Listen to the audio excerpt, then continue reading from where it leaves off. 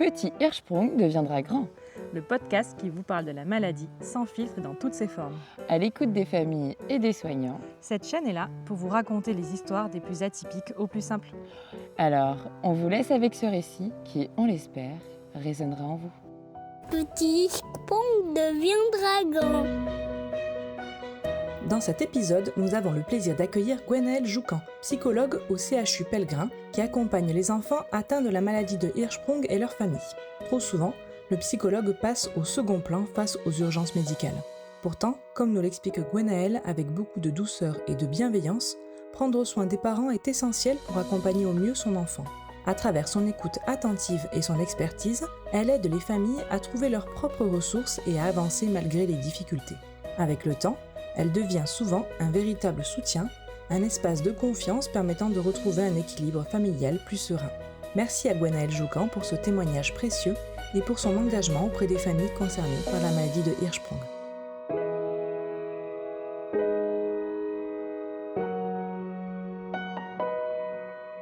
Alors, aujourd'hui, on va rencontrer donc Madame Joucan, que je vais laisser se présenter. Bonjour Madame Joucan. Bonjour, donc je suis Gwenaëlle Joucan, je travaille à l'hôpital des enfants. Je suis rattachée à l'unité de gastro et de pneumopédiatrie, qui signifie que je vais intervenir dans les unités d'hospitalisation, dans l'unité d'hospitalisation du 5e A, qui est l'unité d'hospitalisation à temps complet, enfin en tout cas où les patients restent pour dormir.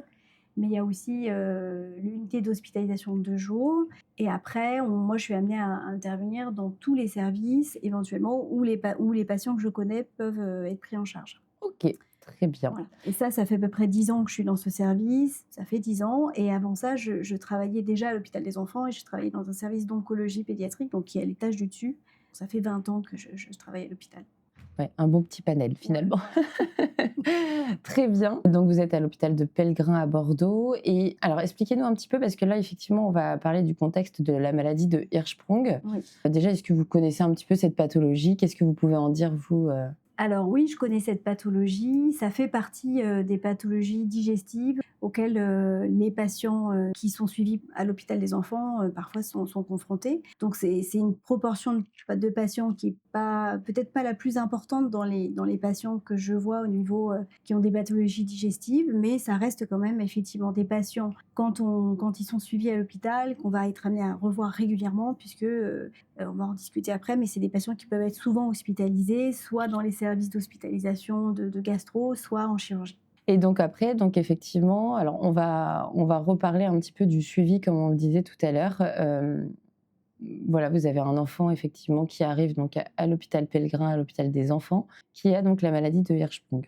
Le suivi, vous en tant que psychologue, comment en fait tout va s'enclencher? Quel soutien vous allez pouvoir apporter aux parents, etc. Alors, dans le cadre de mon intervention dans le service de gastro, je ne vais pas rencontrer tous les enfants qui sont hospitalisés dans ce service, Ouais. parce qu'il y a une file active qui est énorme. Et du coup, moi, je vais plutôt intervenir en fonction des demandes, soit des demandes des familles, soit des demandes des équipes.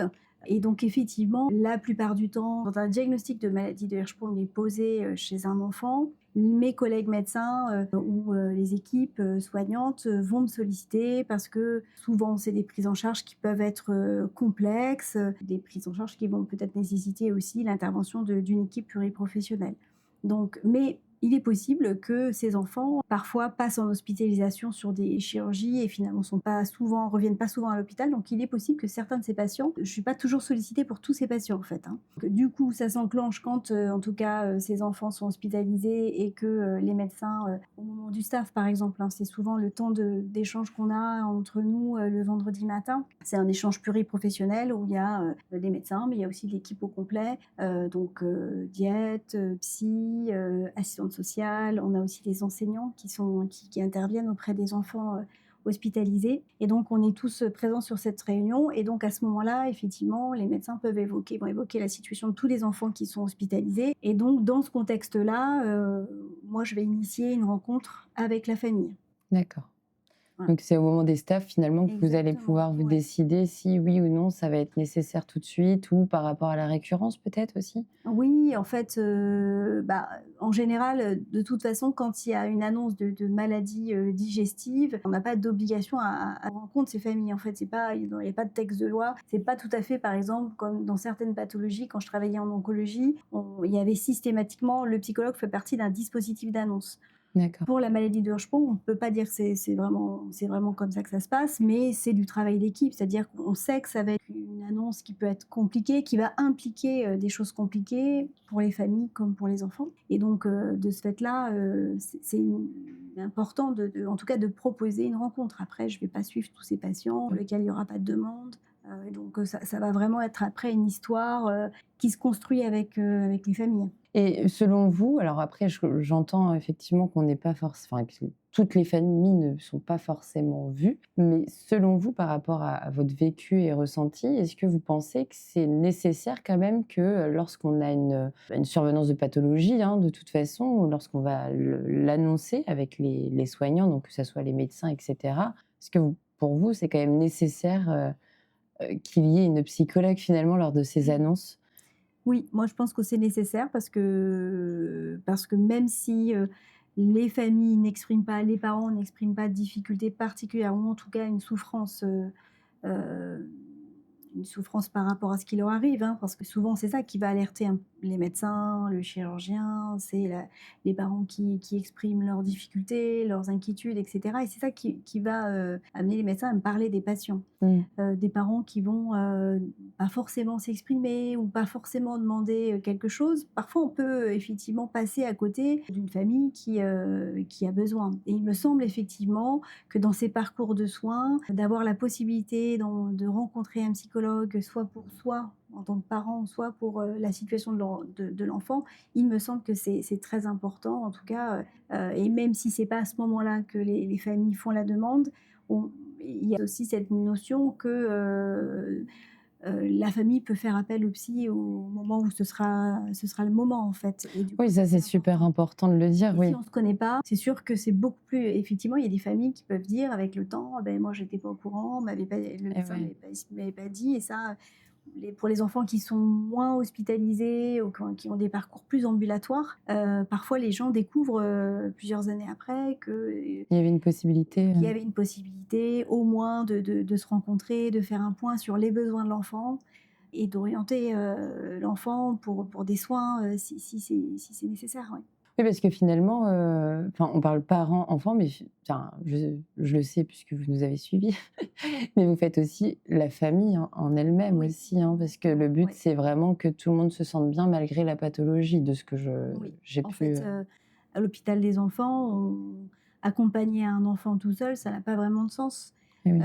Et ça a été, démontré il y a très longtemps, hein. Winnicott disait ça déjà, qu'un bébé tout seul, ça n'existe pas. Donc c'est Mmh. un bébé avec une famille, avec des parents et donc moi, il me semble très important, enfin la dynamique familiale est très importante à prendre en compte et il me semble que le soutien à la parentalité, dans notre accompagnement, il est, de psychologue, il est nécessaire, indispensable. Parce que alors là, effectivement, quand vous, donc lorsque vous faites ce staff et cetera, donc cet enfant est là, vous, donc vous allez rencontrer les personnes, enfin les parents dans quel sens? Donc plutôt en consultation hors chambre, plutôt en chambre? Enfin, comment vous allez rentrer justement dans ce lien, pour justement, aider en fait, Bah, alors, le cadre de mon intervention, comme la plupart des psychologues qui sont des psychologues hospitaliers, il est vraiment très, très spécifique, à l'hôpital, en fait. C'est mmh, vraiment un cadre de travail, qu'on ne retrouve pas ailleurs, ni en psychiatrie, ni en consultation, mmh, ni en institution. Nous, on a vraiment, cette spécificité du psychologue hospitalier qui va à la rencontre du patient, alors que même que le patient n'a pas de demande de soins psy ou mmh, d'entretien psy. La demande, elle est médicale. Les gens, ils sont là parce que leur enfant est malade, parce qu'ils ont besoin qu'on apporte une réponse médicale pour leur enfant. Et nous, on arrive dans un contexte où il n'y a pas de demande. Donc, c'est vraiment un cadre très particulier. Donc, ça se fait dans la chambre de l'enfant la plupart du oui. temps.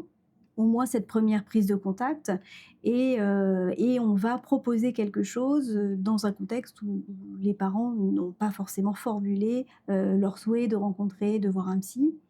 La plupart du temps, c'est quand même quelque chose qui se passe bien. C'est plutôt une Oui. rencontre qui est bien accueillie. Mmh. Même, je dirais qu'il y a 20 ans peut-être, quand j'ai commencé, ça pouvait être, un peu plus délicat. Il y avait parfois les réactions étaient, bah, si on nous envoie le psy, c'est qu'il y a un Ah problème, oui, on est fou. ouais.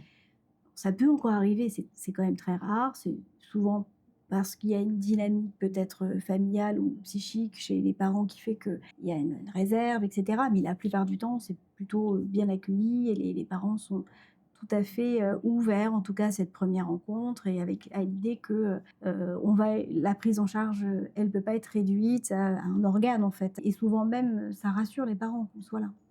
Et oui, parce que c'est ça, c'est qu'en général, vous avez pas forcément la demande de la Oui. famille en elle-même, mais vous arrivez quand même avec l'équipe médicale à aller me poser des mots, hein, si je peux si je peux me permettre de dire ça comme ça. Et finalement, quels sont vos retours, par rapport à ça justement, au nombre de patients que vous voyez et qui n'avaient pas fait cette demande, mais qui finalement ont franchi le cap? Et est-ce que vous avez des retours là-dessus, de vous dire: «Oui, finalement, bah, en fait, les familles, ils se rendent compte que ça leur fait du bien» ou effectivement la majorité, bon, bah, ils en ont pas besoin, mais au final, on a quand même fait notre travail? Il y a quand même beaucoup de demandes. Mmh. Et parfois les demandes, elles prennent du temps aussi à se construire. C'est-à-dire qu'une famille, peut ne pas avoir de demande parce on est sur un temps d'annonce et qu'il y a de la sidération, il y a du Mmh. choc, il y a autre chose à faire en fait que parler au psy. Il faut gérer l'organisation familiale, il faut gérer les autres enfants et Mmh. il faut arriver aussi soi-même, enfin les parents, ils sont souvent dans des conditions, un peu extrêmes quoi, au niveau de vie. C'est très compliqué pour les gens, d'être là. Donc, c'est pas toujours ce moment-là, en fait, où les gens vont se saisir du psychologue. Et donc, nous, on est vraiment dans cette idée que la temporalité, du patient et de la famille, elle est différente de la temporalité du soin. Là, il y a une urgence de soigner, qu'il y ait une chirurgie, Oui. et cetera. Et nous, on se met à disposition. Et donc, les retours que j'en ai, c'est que quand on fait ça et que, on est un minimum compétent, en tant que psy, les gens souvent, les familles reviennent vers nous à des moments où c'est possible pour eux d'aller, reparler de leur vécu, peut-être à des moments où on est moins sur des urgences, sur des choses aiguës aussi, où il y a moins de danger, d'insécurité en tout cas, parce qu'il y a des moments quand même difficiles pour les parents et les enfants. Et donc, les retours, ils sont que oui, on nous sollicite quand même pas mal à l'hôpital. Après, nous, on a nos limites aussi, c'est-à-dire qu'on ne peut pas faire du suivi, de très longue, Oui, voilà, sur très sur du longtemps, très ouais. long terme parce Mmh. que sinon on se fait déborder aussi. Et en même temps, il me semble que pour nos patients qui ont des maladies chroniques, c'est important aussi de laisser cette porte ouverte là.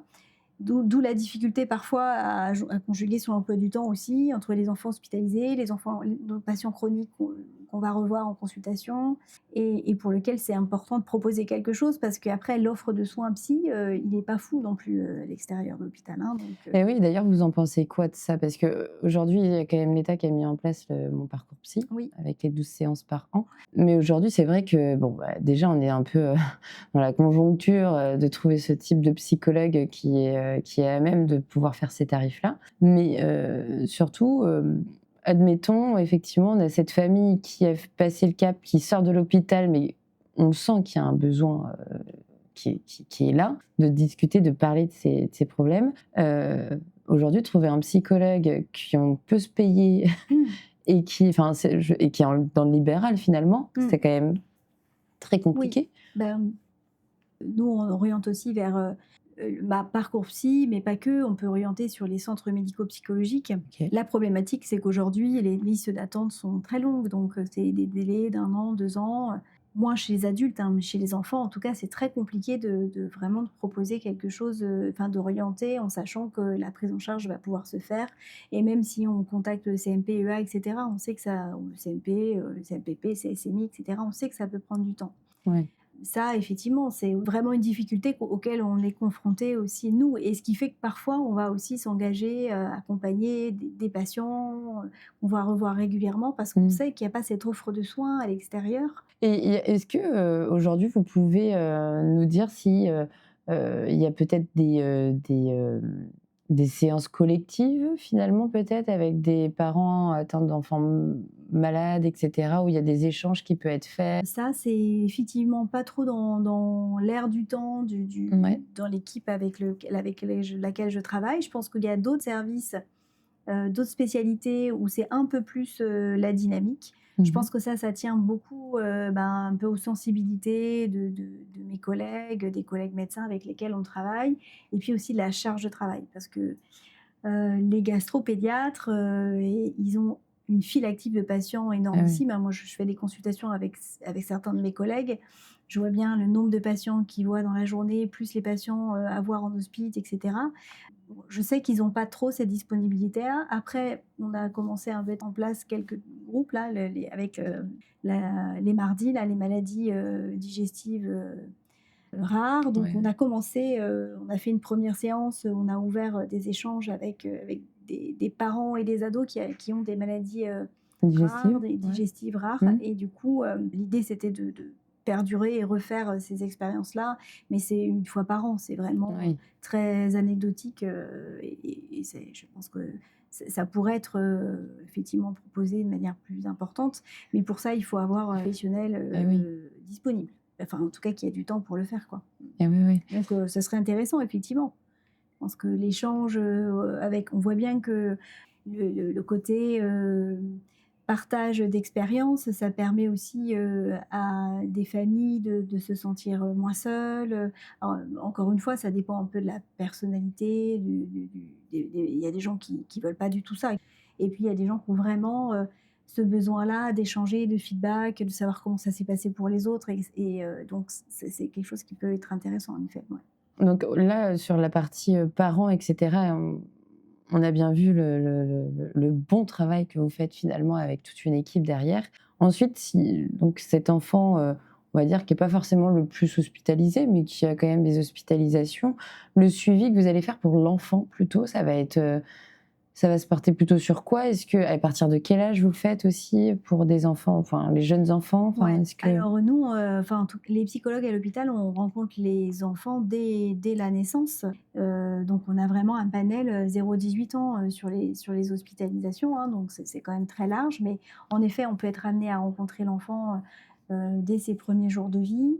Et là, il y a vraiment un intérêt aussi de travailler en équipe autour du développement de cet enfant. Donc moi, je vais beaucoup aussi m'appuyer sur l'évaluation de ma collègue, psychomotricienne, oui, sur, l'évaluation des kinés, si à un moment donné, la kiné est sollicitée, mais c'est plutôt les psychomotes, pour ces pour les pa oui. pathologies-là et aussi, l'équipe pluriprofessionnelle, c'est-à-dire ce que peut observer, l'équipe paramédicale parce qu'en fait, les auxiliaires et les puères, elles sont présentes au quotidien dans le service avec ces enfants et elles ont aussi des choses à dire sur le développement de l'enfant. Elles connaissent très bien les familles aussi, Oui. donc elles ont aussi elles interviennent au staff, elles sont présentes, Mmh. nos collègues puères et auxiliaires et ça, c'est vraiment, quelque chose d'important. Ça n'a pas toujours été le cas d'ailleurs, hein.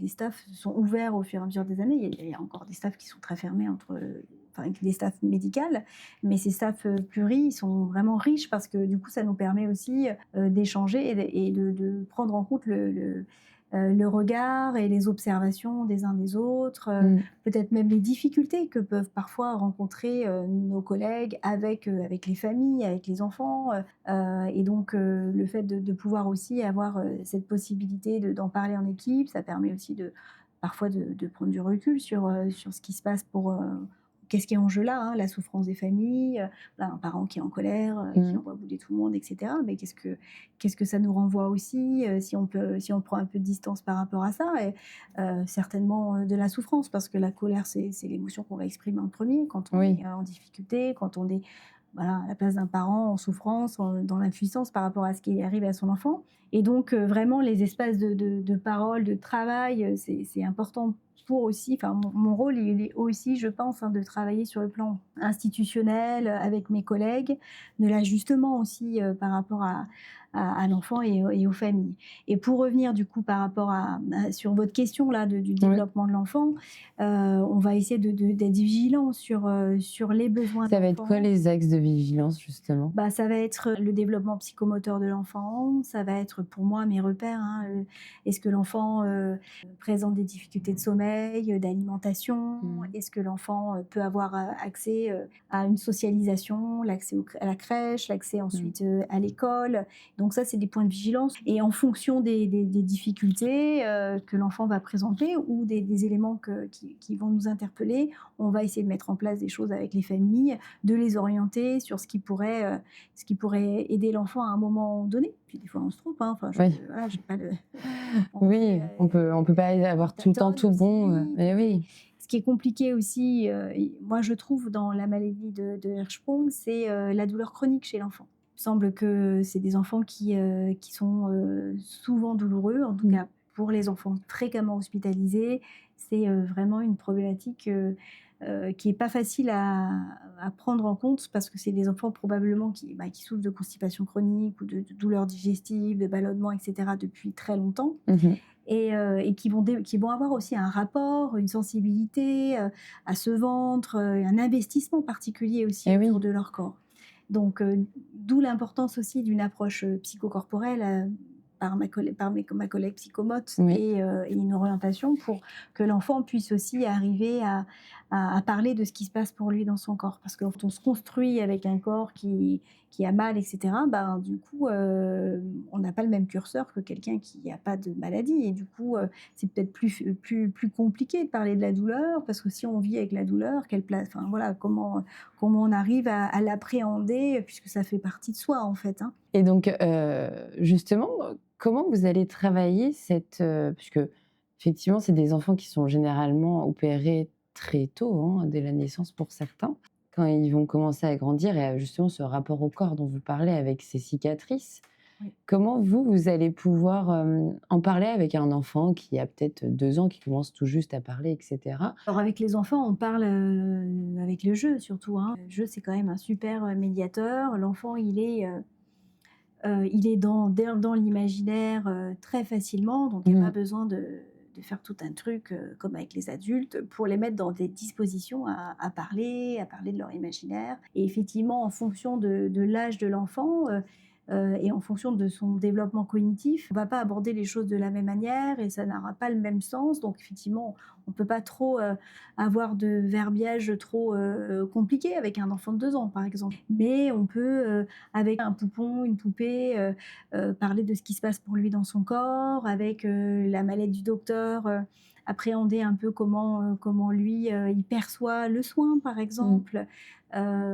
Et puis avec le dessin aussi. Alors à 2 ans, c'est un peu petit, mais en grandissant, on peut proposer aussi du dessin pour l'enfant, pour voir la manière dont il investit son corps, la manière dont il se représente son schéma corporel. Donc ces outils-là, ça va nous permettre à la fois d'avoir des éléments, de faire des hypothèses sur ce qui se passe chez Oui. l'enfant, parce qu'on part toujours d'hypothèses. Nous, les psys, on n'a pas de savoir absolu, hein. On fait des hypothèses, on essaye d'avancer avec l'enfant et sa famille sur ce qui pourrait aider à un moment donné. Et après, dans la rencontre avec l'enfant, bah, effectivement, les tips, bah, c'est de se mettre à la hauteur de l'enfant, de jouer avec Mmh. lui, de s'asseoir par terre. Enfin, nous, on fait ça. À l'hôpital, on le fait beaucoup, hein. On est au sol avec l'enfant. C'est une clinique, vraiment un cadre de travail qui est singulier. L'objectif justement de pouvoir parler de ça avec un enfant, ça va être quoi finalement? Vous allez alors peut-être pas attendre quelque chose forcément dans les premières, dans les premiers jours de consultation et cetera, mais le but de parler de ça avec l'enfant en lui-même, l'objectif finalement, ça serait quoi? Qu'est-ce qu'on va attendre de lui? C'est compliqué Comme comme question, question? mais c'est très Désolée. mais non, mais c'est hyper intéressant parce que je m'étais jamais posé la question de cette manière-là. Mais moi, ce que j'attends, en tout cas dans cette relation, c'est de créer une relation avec l'enfant, une relation de confiance. Et même si un enfant, finalement, on va lui dire un truc, on ne sait pas trop ce qu'il va pouvoir en faire, pour moi, c'est pas ça qui est important. C'est que l'enfant puisse comprendre que l'échange, il est possible et que, il y a des gens qui sont en possibilité, des adultes, Mmh. autres que papa et maman ou que la famille proche. Il y a des adultes qui sont là pour essayer de s'approcher au plus juste de ce qu'il est en train de vivre, de ses besoins. En Mmh. fait, voilà, de faire des hypothèses, d'amener des choses, de mettre du matériel à disposition de l'enfant.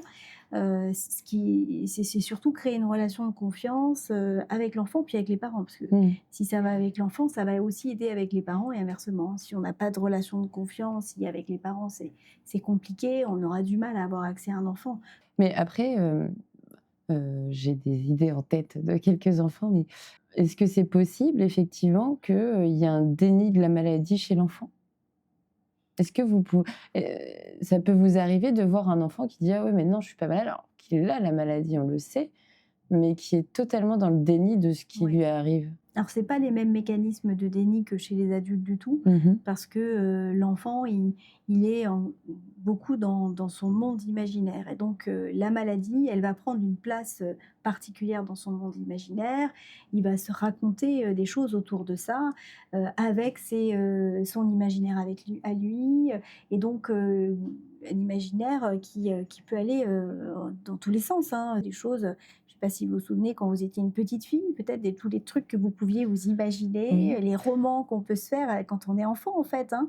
Et donc parfois on peut dire à un enfant,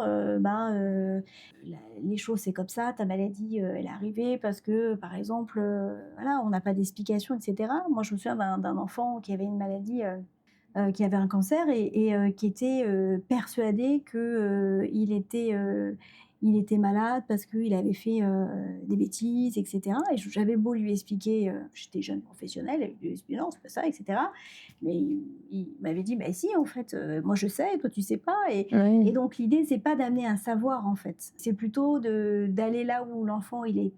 Et le déni, c'est vraiment un mécanisme qu'on va pas, enfin, en tout cas, qui pour moi n'est pas possible chez un enfant de 2 ans ou 4 ans. C'est pas du tout un mécanisme, c'est vraiment un mécanisme plus adulte, hein, le déni. S'arranger avec sa maladie, c'est-à-dire qu'effectivement, vivre avec sa maladie, il y a des enfants qui ont l'air qui sont souriants, qui ont un bon développement, etc. C'est pas que l'enfant est dans le déni, c'est que Mmh. peut-être la maladie, effectivement, elle est cloisonnée, elle est un peu dissociée, elle est dans un tiroir. C'est pas obligé que ça prenne toute la place, en fait, Oui, hein. bien sûr.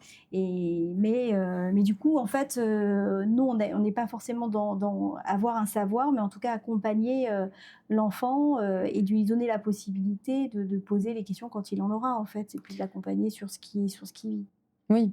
Après, moi, je disais ça dans le sens où parfois on peut avoir, des enfants, qui ont la maladie de Hirschsprung, par exemple, mais ils ont leurs frères et tous leurs amis qui ne l'ont pas et donc, par exemple, ça peut être un blocage pour aller aux toilettes parce que pour lui, il n'a pas besoin d'aller aux toilettes comme les autres n'y ont pas été.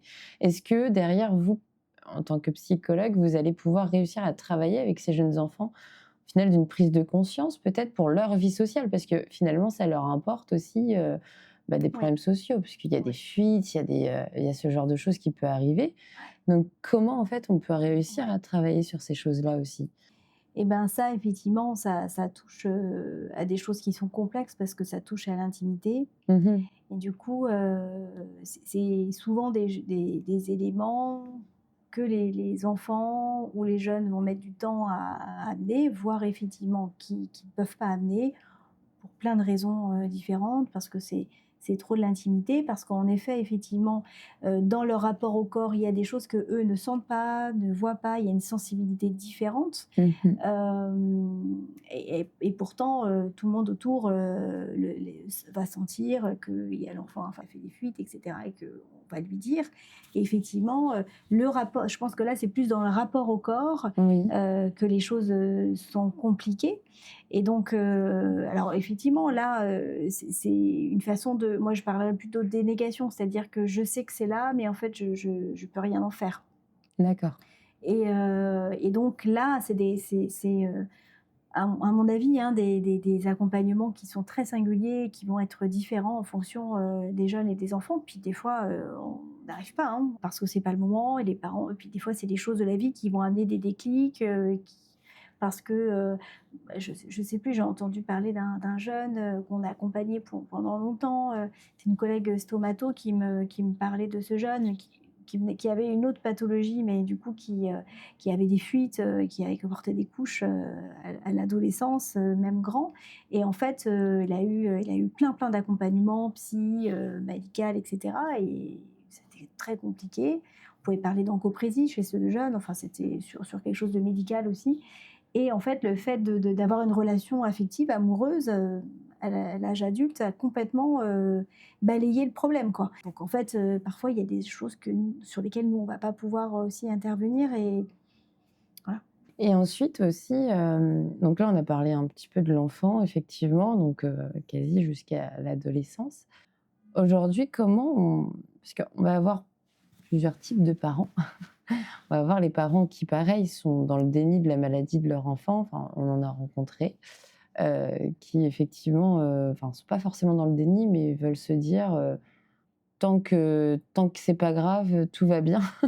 Tant qu'il y a pas d'occlusion ou ce type de choses, bah, ça va. Et puis, bah, le jour où il y a une occlusion, bon, bah, ça ira pas, mais on ira juste, bah, le soigner et puis tout ira bien après.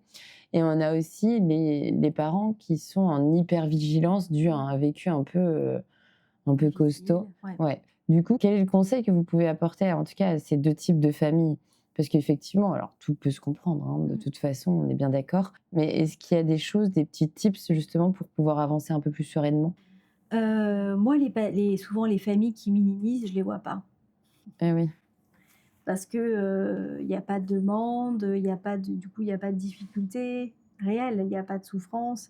Moi, je vois beaucoup les parents qui sont anxieux, plutôt dans l comme vous disiez tout à l'heure, dans la surprotection, l'hyperprotection, et en effet, là, on peut, tout à fait, alors soit les familles, sont en demande parce que ça devient envahissant, parce que les parents aussi se rendent compte à quel point ça peut empêcher, à l'enfant d'explorer et du coup de se construire et de grandir et de gagner en autonomisation. Et donc là, il y a tout un accompagnement qui peut aussi les amener à eux, avoir une prise en charge pour eux, qui va les aider dans cette construction aussi, de parents, puis surtout les aider à lâcher par rapport à leurs inquiétudes, même si, c'est compliqué en tout cas d'accepter aussi, et de pouvoir se confronter à ce que ça active chez eux, la maladie de l'enfant, et cetera. Donc par rapport à ça, effectivement, je conseillerais à ces parents qui sont très anxieux et pour lesquels effectivement, il est difficile de laisser leurs enfants faire leurs expériences, à l'école, avec les copains, et cetera, explorer le monde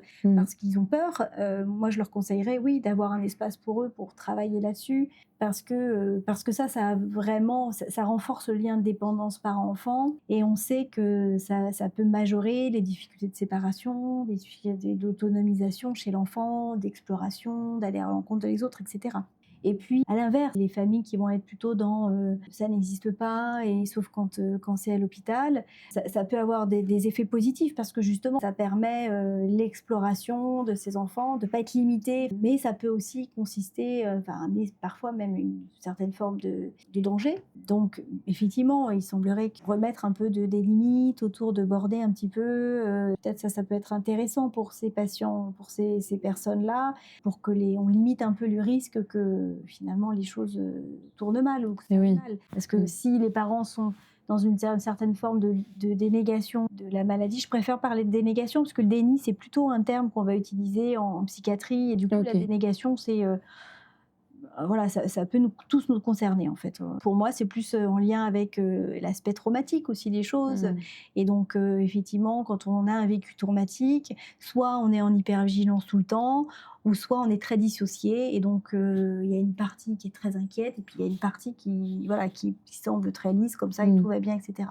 Les deux ne sont pas forcément plus fonctionnels, hein. Ce que vous dites, c'est vraiment dans l'extrême, un peu les deux. Ah oui, oui. Et donc forcément, dans les deux fonctionnements, il y a des risques, enfin il y a des conséquences, il y a un impact. Et donc si on peut assouplir un peu, les choses, évidemment moi je vais prêcher pour le travail psychologique parce que l'accompagnement psy, il permet aussi aux parents de voir leurs modalités de fonctionnement. Et si c'est plus clair pour les parents, la manière dont ils fonctionnent, ce sera plus clair pour l'enfant aussi, Eh oui. de parler de soi, de parler de son vécu, D'où l'importance aussi d'accompagner les parents, en fait, hein, parce que les parents, c'est le modèle numéro un. Oui, C'est qui le dites-vous? l'identification, voilà, donc et du coup, ça va beaucoup, beaucoup influencer, donc on peut, mais ces modes de fonctionnement, ils se mettent en place, parce que c'est nécessaire. Oui, C'est-à-dire que si on est dans l'hypervigilance, c'est qu'à un moment donné, il y a une nécessité pour la vie de son enfant et donc bah, oui, on peut changer ça et cetera, on peut assouplir les choses, mais il faut rappeler que les modalités, la manière dont les parents vont réagir, c'est un réflexe de survie au départ. Comme, se dire que ça n'existe pas et cetera, c'est une survie psychique aussi parce que sinon il y a quelque chose peut-être qui s'effondre, qui se déprime chez le parent et cetera. Et du coup, c'est quand même mieux d'avoir un parent qui continue à vivre qu'un parent qui passe ses journées à pleurer. Donc oui. mais à ce moment-là, c'est comme ça. Donc après, bah, à nous de repérer ça avec les familles, d'accompagner, de pointer les petites choses subtilement, en sens, voilà, on n'est pas là non plus pour que les gens s'effondrent parce qu'on veut absolument Que tout aille bien. que tout aille bien ou qu'ils disent les choses à leur enfant Oui, oui, ou, non, mais c'est sûr. ou qu'ils continuent d'aller, voilà, qu'ils ne soient pas trop anxieux. On ne peut pas faire ça, en fait. Mmh. Et là, on va parler aussi un petit peu, alors, sur la pathologie, un peu la partie un peu plus lourde, on va dire. Quand vous avez des parents, effectivement, qui rentrent avec des soins infirmiers à la maison, que ça Mmh. soit les branchements à la parentérale et cetera, est-ce que, vous voyez des particularités chez ces parents-là? Chez les parents qui Qui rentrent, on rentre avec, bah, une HAD ou qui rentrent, enfin qui sortent de l'hôpital, mais en fait, ils savent qu'ils sont pas forcément sortis, ouais. «d'affaires» entre guillemets. Est-ce qu'il y a des particularités peut-être pour aider, finalement à voir les choses un peu différemment? Parce qu'on a pu voir effectivement, alors il y a une gastro à Necker qui nous a dit: «Oui, faut vraiment que les parents, se mettent en tête que quand on a une parentérale, bah, c'est pas plus quand est-ce qu'on va la retirer, mais plutôt je vais apprendre à vivre avec». Mais aujourd'hui, quelles sont les clés, vous, en tant que psychologue, vous pouvez donner finalement pour qu'en fait les parents puissent se dire: «OK, c'est un outil pour que mon enfant aille mieux et pas, un soin que je vais devoir faire tous les jours», par exemple? Alors sur cette partie, parentérale, c'est quelque chose qui est pas si fréquent que ça, heureusement, parce que autant l'HAD, il y a beaucoup, beaucoup d'enfants qui vont sortir avec, une HAD et en plus, associé à l'HAD, bah, il y a aussi toute une équipe qui va pouvoir aussi Eh oui, un intervenir extérieur. auprès de Mmh. l'enfant, psy, assistante sociale et cetera. Donc nous, on a aussi l'impression que il y a quelque chose qui se continue ailleurs, c'est-à-dire que c'est pas parce que l'enfant est sorti qu'il y a plus d'accompagnement, donc il y a un autre travail qui va pouvoir se faire, une autre, vigilance par rapport au développement de l'enfant et cetera. Du coup, c'est intéressant si on peut avoir du lien, faire du lien avec les HAD quand les enfants reviennent en hospice, ça dépend aussi un peu des équipes, il y a des HAD avec lesquels on travaille plus que d'autres parce qu'elles sont de proximité et cetera et sur, l'alimentation, parentérale, en fait, je trouve que j'ai l'impression que ça n'a pas la même symbolique, en fonction des familles, en fonction des situations. Il y a des familles pour lesquelles c'est, une certaine forme une condition pour pouvoir être à la maison, pour pouvoir reprendre une vie, familiale. Parfois, Mmh. c'est après plusieurs mois d'hospitalisation. J'ai vu des enfants passer même des années, ouais, beaucoup d'années à l'hôpital, pas forcément que dans Mmh. la maladie de Hirschsprung, mais en tout cas quand la maladie est Ouais. parentérale.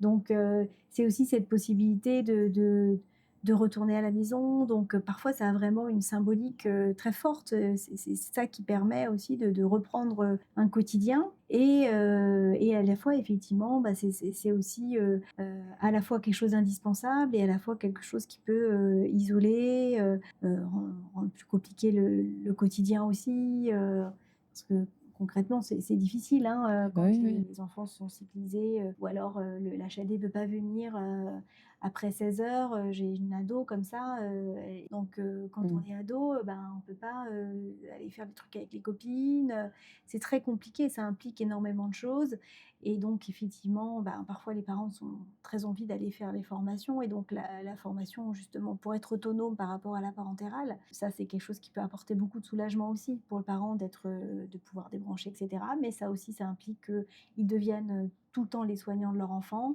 et là, c'est une autre problématique. Donc Eh oui. mais je sais pas si ça répond à votre question au départ. Si, si, bah, si, en soi, c'est ça, c'est comment réussir à accompagner ces personnes qui ont, bah, en fait, c'est un peu, ça fait un peu double coup de massue, quoi. Parce qu'effectivement, dans un premier temps, on apprend la pathologie de son enfant, puis dans un second temps, bah, voilà, c'est vrai que c'est un peu, bon, bah, on nous annonce déjà qu'il est malade et en plus, on va devoir être soignant pour lui le temps qu'il a, voilà, tant qu'il n'arrive pas à grandir et grossir correctement, parce que c'est vrai qu'on en voit quand même quelques-uns dans cette pathologie-là, malheureusement, et que, bah, enfin, c'est vrai que c'est dur à travailler, quoi. Mmh. Donc c'est pour ça que je vous posais la question, c'est quand même intéressant. Et donc, aujourd'hui, quels conseils, en fait, vous pouvez apporter à ces familles, à ces nouvelles familles qui rentrent dans la pathologie, donc de la maladie de Hirschsprung, que ça soit forme courte ou longue d'ailleurs? Oui. Quels conseils on peut donner, pour justement réussir à tenir et cetera? Parce que c'est vrai qu'on n'a même pas abordé ce sujet d'ailleurs, des parents qui, quand il y a une pathologie qui arrive, qui finalement se déchirent et finalement ça se termine par, un divorce ou une séparation. En plus de la pathologie, c'est pas toujours les Oui. plus évidents. D'ailleurs, il y a des études qui le montrent aujourd'hui qu'effectivement, alors soit c'est tout roule, soit, ça casse Mmh. total, à la survenance de la Oui. pathologie, ouais. Et ça, comment on peut l'expliquer d'ailleurs, ce boom? C'est plus, Ben, parce que, à la fois, il y a la naissance, d'un enfant, ouais, qui mmh, bouleverse quand même la dynamique du couple, bah, différemment si c'est un premier enfant ou si c'est un deuxième enfant, c'est sûr.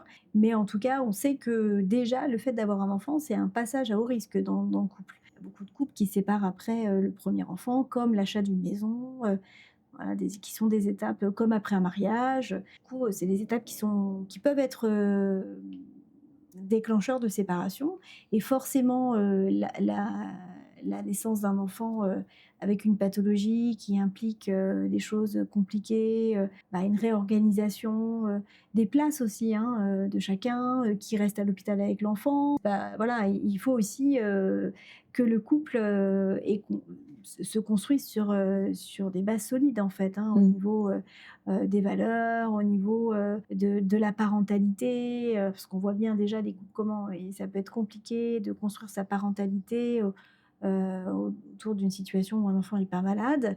Donc, là effectivement tout ça va être malmené en fait, parce que si on a un peu des valeurs éducatives qui sont à peu près, semblables, la pathologie, le contexte hospitalier, ça va souvent faire, bouger tout ça et activer à la fois, la parentalité, mais ça va réactiver aussi d'autres angoisses chez les parents. Et selon vous, c'est un problème de communication dès le début ou plus, vraiment, on ne sait pas où se mettre? Bah, en fait, s'il y a un problème de communication, ça va le majorer, Mmh, hein, parce que chacun va rester dans sa souffrance, et que du coup, bah, ça peut finir par, isoler, chacun, mmh. s'isoler dans le couple. Mais c'est pas toujours un problème de communication, il y a d'autres choses qui peuvent rentrer en compte aussi, autour de l'histoire de cet enfant, autour de l'histoire du couple et puis autour de l'histoire personnelle aussi, de ce que Ouais, ça vient activer chez soi, la maladie de son enfant, personnellement, ouais. voilà, tout ça qui est convoqué en même temps. Donc, effectivement, ça met, le couple à rude épreuve. Il y a Une beaucoup grosse de remise en séparations, question. ouais. Et oui, oui, oui. Là, aujourd'hui, vous pouvez constater qu'il y a il y a énormément de séparations? Oui, mais pas que dans la maladie de Hirschsprung. Je Oui, dis non, mais ça je parle dans de, oui, de toutes les survenance de maladies qui pathologie. sont, chroniques, ou aiguës, qui vont perdurer dans le temps, Ouais. qui vont effectivement avoir un impact sur plusieurs mois, voire plusieurs années. Donc oui, oui, la maladie chronique, ça met à mal, les couples et nous, on voit, oui, beaucoup de séparations. Mmh. Et donc, justement, puisqu'on a fait quand même un beau petit tour de Mmh. votre panel, de votre métier en tout cas. Donc, là aujourd'hui, ce qu'on pourrait conseiller à ces futures familles, qu'est-ce que vous pouvez leur dire? Moi, je pense que c'est important même si on est confronté à une pathologie où il y a de son enfant, où il y a peu d'hospitalisation, ça peut être, ce que je conseillerais aux familles, c'est de solliciter, les équipes médicales, les médecins qui les accompagnent sur, tout ce qu'il y a à disposition, tout les professionnels qui peuvent se mettre à disposition. Donc effectivement, ça peut être le psy parce qu'en effet, voilà, on se dit que l'évaluation psychologique à différents moments du développement de l'enfant qui est confronté à une maladie du Hirschsprung, ça peut être, une évaluation importante, autour de la petite enfance, mais aussi autour des moments, l'entrée à l'école, l'entrée au Mmh. CP, voilà, pour évaluer un peu, il y a des centres où le psychologue va avoir du temps dédié, hein, plus aux pathologies digestives et donc même la possibilité parfois de faire des évaluations cognitives, ça peut être important aussi, parce qu'on n'a pas encore tout voilà, on n'a pas encore toutes les connaissances et on sait pas, hein, voilà, on peut se dire que ça peut impacter aussi, l'histoire, somatique de l'enfant, la pathologie, la douleur et cetera. Ça peut impacter aussi, le développement, cognitif, enfin, en tout cas le développement un peu global, neurodéveloppemental de l'enfant. Et donc, plutôt aller effectivement solliciter le médecin sur toutes les ressources qui existent, mais aussi sur le plan social, parce qu'effectivement, vous disiez, pour les couples, ça peut être compliqué, etc. Mais la question de l'environnement, la question du travail, la question financière aussi, tout ça, c'est des questions qui prennent énormément la tête aux gens quand même. Quand du jour au lendemain, on ne peut plus bosser. Voilà, et vous savez que l'organisation, voilà, c'est quand même aujourd'hui, on ne peut pas se contenter de vivre juste à l'hôpital avec son enfant. Et donc, Avec il faut avoir de un l'amour et job. de l'eau fraîche. Voilà. Et donc, ça, effectivement, je pense qu'il faut le proposer, il faut que les gens puissent avoir cet accès à ça, en fait. Et je sais qu'il y a des personnes qui vont être dans je demande le moins possible, parce qu'il y a une réserve, parce qu'on ne veut pas forcément montrer qu'il y a des difficultés aussi au médecin. C'est pas facile de parler de soi, en fait. On se retrouve à la fois avec son enfant à l'hôpital ou en consultation. Et déjà, c'est difficile. Et en plus de ça, il faut étaler un peu tous ces problèmes perso. Je pense qu'il y a plein de gens pour lesquels il y a de l'évitement, et ce qu'on peut tout à fait comprendre. Mais si le médecin, si les personnes, à un moment donné, voilà, peuvent aussi se renseigner sur toute la panel de ressources qu'il y a quand même à disposition, je pense que ça peut être important. Après, peut-être qu'il faut que les équipes aussi... Alors aujourd'hui, il y a le livre blanc qui donne aussi un peu des recommandations et des conseils qui peuvent orienter sur des types de prise en charge. Et je pense que ça pourrait aussi donner lieu à une plaquette à disposition des familles sur tous les domaines en fait qui peuvent être accompagnés, toutes les ressources qui peuvent être accessibles en fait pour ces familles, même si elles sont différentes en fonction des centres hospitaliers, etc. Je pense que quand même on pourrait peut-être lister un peu tous les domaines qui peuvent être accompagnés et suivis. Oui, c'est-à-dire... L'école. Oui, voilà. Voilà, Ok. ici, nous, on a des enseignants qui peuvent même se déplacer dans les écoles pour parler des problématiques avec les enseignants, avec les élèves, etc. Donc ça, c'est un outil qui est hyper intéressant. Mais c'est vrai que si on ne l'active pas ou si on ne connaît pas, on ne sait pas, Oui, on en peut fait. pas le savoir. On ne peut pas savoir. Et si on est des parents souvent hospitalisés, dans l'échange, demandeurs, tout ça, on a un peu accès à tout ça. Et puis si on voit juste le médecin de temps en temps et on repart à la maison avec... les gens disent, quand on n'a pas d'étayage, quand il n'y a pas beaucoup d'hospitalisation, à la fois c'est plutôt une chance parce que voilà, ça veut dire l'enfant a une forme qui n'est pas C'est trop bien. envahissante, etc. Et trop... Mais à la fois, il n'y a pas tout cet étayage-là. Et des fois, les gens sont très seuls quand même chez eux, isolés. On l'a vu quand on avait organisé la journée mardi. Il y a des familles qui s'étonnaient un peu de voir notre équipe en disant nous, on n'a jamais eu accès à ça, etc. Parce qu'on venait juste en consulte et que finalement, le médecin n'a pas évalué les problématiques, puisque le médecin, il va balayer tout l'aspect médical, mais il ne va pas forcément toujours balayer tous les champs, et puis les parents non plus. Oui. Ils sont pas forcément, c'est pas toujours le lieu, l'espace pour s'étendre sur leurs problématiques. Et oui, non, mais c'est sûr. Et oui, donc là, vraiment, ce que vous pouvez dire aujourd'hui, c'est vraiment d'aller chercher l'information, quoi. Oui, et puis aussi d'encourager mes collègues médecins, chirurgiens à balayer ces dimensions-là. Je sais que j'ai beaucoup de collègues qui le font, mais parfois on se rend compte que ça passe un peu Ouais, en second inaperçu. plan, quoi. Ouais. Donc encourager mes collègues à faire ça. Eh bien, on les encourage tous. En tout cas, merci beaucoup, Madame Joucan, de nous avoir partagé C'était avec ce plaisir. savoir-faire. Ouais, c'était un moment très intéressant, en tout cas pour Eh moi oui. aussi, je suis contente. Ah ben, c'est tant mieux alors. Merci à vous. Bonne journée.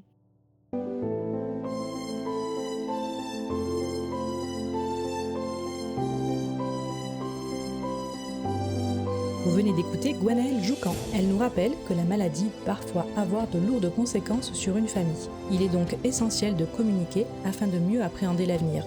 Nous la remercions chaleureusement pour cet échange. Nous allons maintenant profiter de 3 semaines de vacances, durant lesquelles nous essaierons de publier quelques petites choses sur notre compte Instagram. Alors restez à l'affût.